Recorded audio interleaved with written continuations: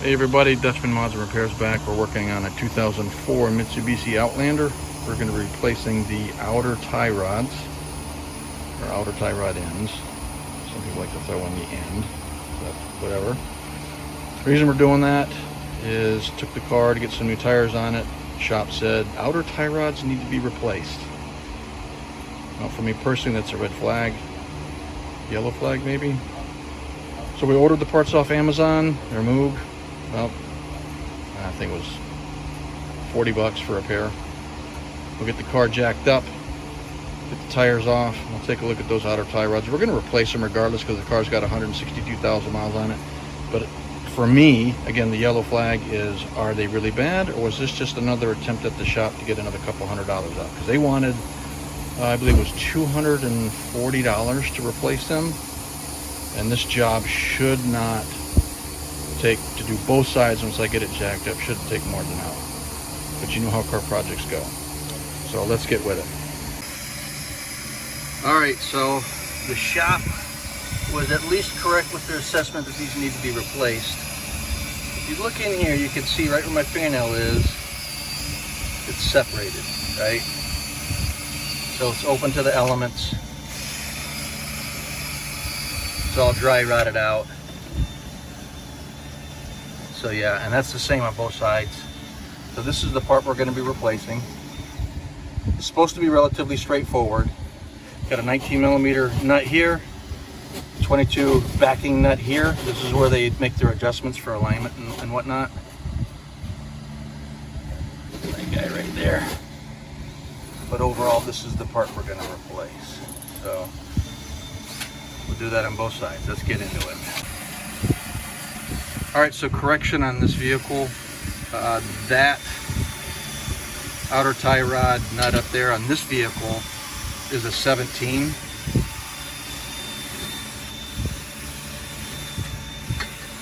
So some may have, you know, like most projects, for whatever reason, these manufacturers like to keep us on our toes. So use a 17 there. The jam nut is a 22. So let's get this off. This nut loose.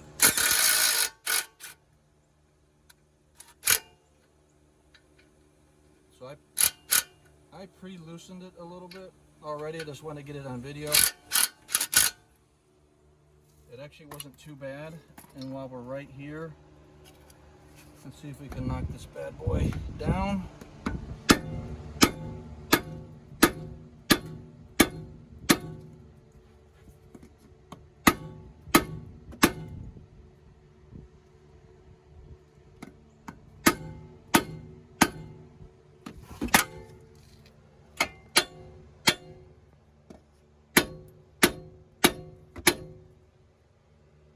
Let me come back to this, because old Betsy's stuck pretty good.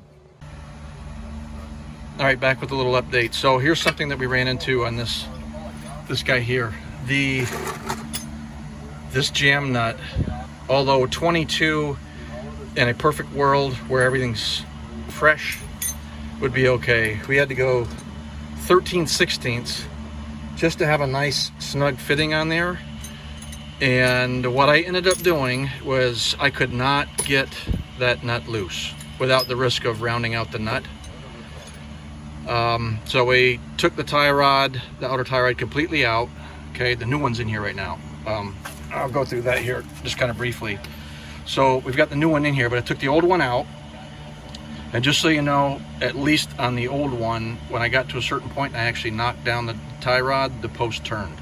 So you got a nylock nut on here, and when I tried to loosen it up, there was still enough friction and resistance with that nylock that the post inside the tie rod turned. So I had to use some vice grips. I could get just underneath, grab it, hold it enough to spin the nut out. But what I ended up doing was 13/16 on the jam nut, 3/4 on the outer tie rod, and actually I needed two people.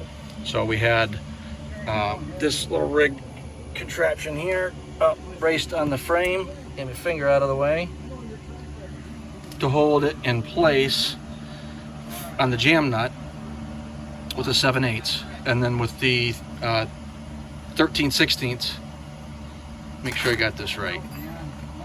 That's just, yeah, the 13/16 was on the outer tie rod with a pipe sticking straight up here, and we were able to bust the outer tie rod loose, back it all the way out.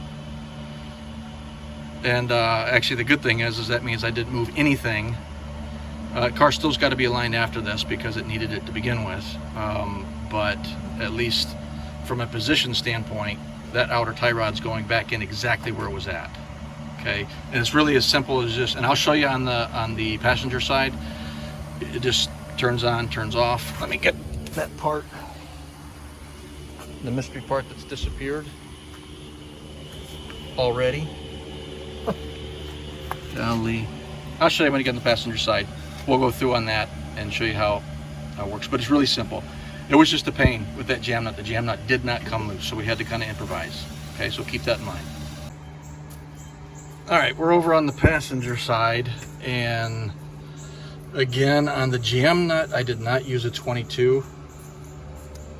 I used a 7/8. Okay, because that just seemed to have a much more snug fit. I don't know if it's snugger or more snug or whatever proper English is, but you know, that's what I used. And when you know that this thing just came apart like a dream. It just didn't even need a cheater bar, just pop, came loose. And now the tie rod, the outer tie rod is loose. Okay, so I can actually, and I took that jam nut and I brought it up pretty close to where I was at. And I'm gonna try and do this without getting too greasy, because this thing is, you can just see it shot, right? Grease squirting all over the place. Bonus clip here, look what I found. Yeah, passenger side sway stabilizer link shot. That would explain why I got in my daughter's car. This is her car, and it seemed a little floaty in the front going around corners. So anyhow, next video for you all, another project for me. Oh well. So we're gonna just screw this guy off.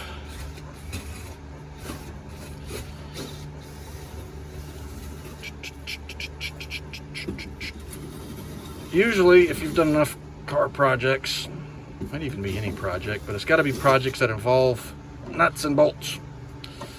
Usually the last bolt or nut, man, this is destroyed, eh? Usually it's the last bolt or nut that gives you all the problems. It's seized, frozen, and then you spend all your Saturday getting it loose or off, whatever. So let's get the new one on there. As a reference, this is the outer tie rod part I used. There's the number.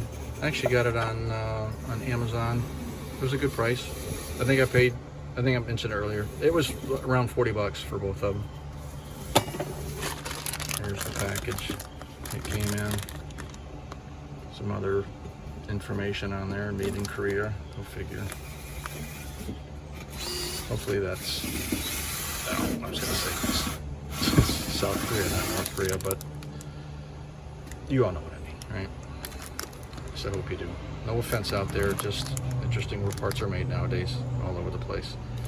So I'm gonna get this out of the bag and get it started on there.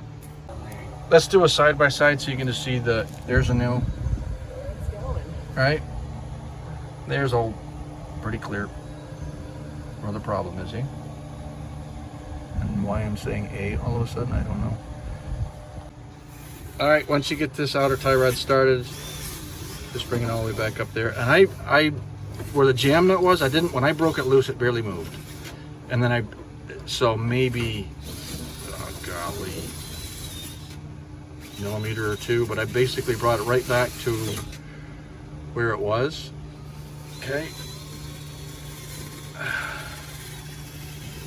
And then from here, we'll take this nylock nut off.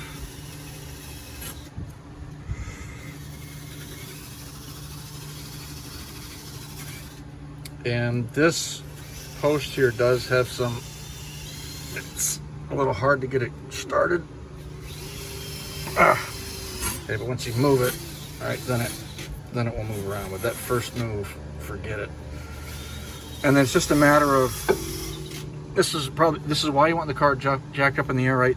And I didn't mention that at the beginning of the video. You want the car up in the air so you can move the front end a little bit as you're getting this situated.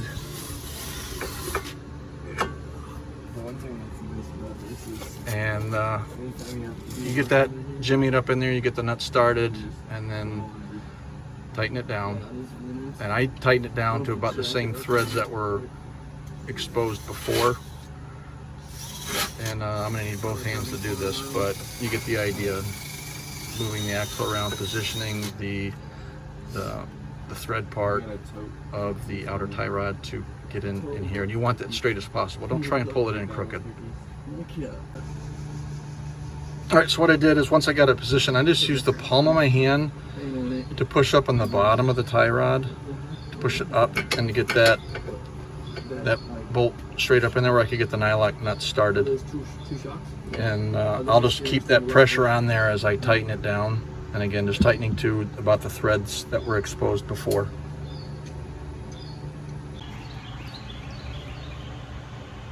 All right, that's what I snugged it up to. I'm sure there's a spec, y'all. I just don't know what it is off the top of my head, but this car is going to get aligned Monday or Tuesday. Today's Saturday, and it's going to have about 5 miles of driving between then and now. So that is it. I'll check the jam nuts on both sides just to make sure they're good, they're snug. So hopefully this helps somebody out. If you got any questions, comments, leave those down below. Again, constructive comments, please. Now we're all in this together. I know this wasn't perfect. I'm just sharing what we did, what we ran into, and how I did it. We appreciate you watching the video. Give us a thumbs up, please, and subscribe if you'd like. Have a good day.